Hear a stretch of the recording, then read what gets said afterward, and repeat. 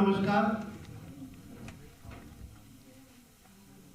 राजस्थान में भारतीय जनता पार्टी की सरकार का और माननीय भजनलाल जी की सरकार का 1 साल पूरा हुआ और उसमें पहले दिन से ही माननीय भजनलाल जी ने जिस सोच को आगे बढ़ाया, जिस विजन को माननीय यशस्वी प्रधानमंत्री नरेंद्र मोदी जी के विजन को एक संकल्प लेते हुए आगे बढ़ाने का काम किया।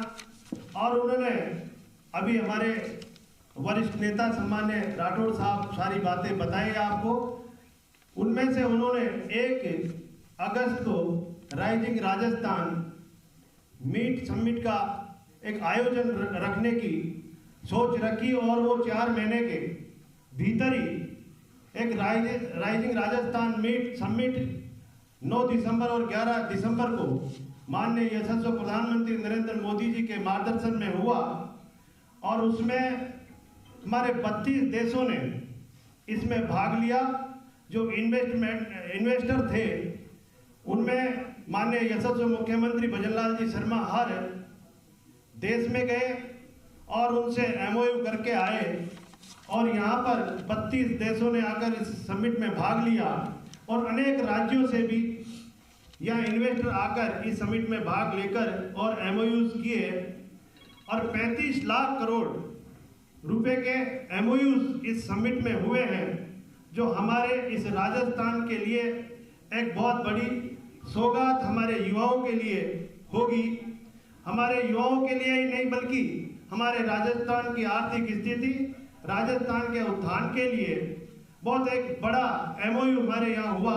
और एक सोच के साथ जो हमारे यशस्वी मुख्यमंत्री जी की सोच थी कि मैं पहली साल में ये MOU करूं और धरातल पे इन MOUs को उतार कर और यहाँ औद्योगिक स्थापित करूं, उससे को लेते हुए ये MOUs हुए हैं।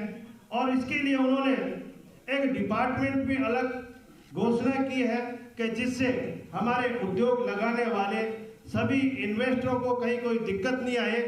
तो एकल खिड़की के तहत वो सब अपना इन्वेस्ट जो उद्योग धंधे लगा रहे हैं वो एक उनको कहीं कठिनाई नहीं आए।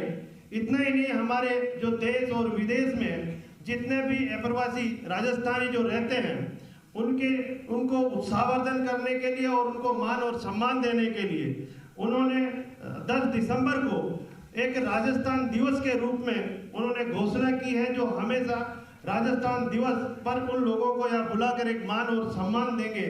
और हमारे जितने भी राजस्थानी भाई जो देशों में और हमारे अनेक राज्यों में रह रहे हैं, वो इस धरती का जुड़ाव उनकी आत्मा में है। जिस तरह से उनका विजन और जिस तरह से इस राजस्थान में एक अपार संभावनाओं को देखते हुए हर इन्वेस्टर और राजस्थानी भाई यहाँ पर उत्सुक थे उसे राजस्थान में औद्योगिक क्षेत्र में बढ़ने के लिए और उन्होंने औद्योगिक धंधे स्थापित करने के लिए।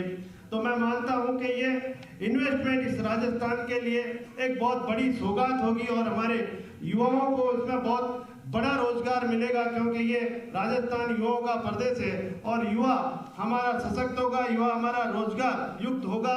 तो इस राजस्थान को उत्थान के लिए, राजस्थान के विकास के लिए नए आयाम छुएगा।